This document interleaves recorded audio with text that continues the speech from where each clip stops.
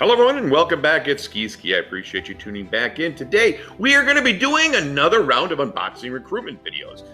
This is where we try to beef up our alliance and our team with new recruits. We usually digest 90% of what we get to the other guys, but hopefully we get lucky. Last few times, I haven't posted much because I've gotten just 3 or 4 stars and nothing amazing. It is the Ninja Recruitment one.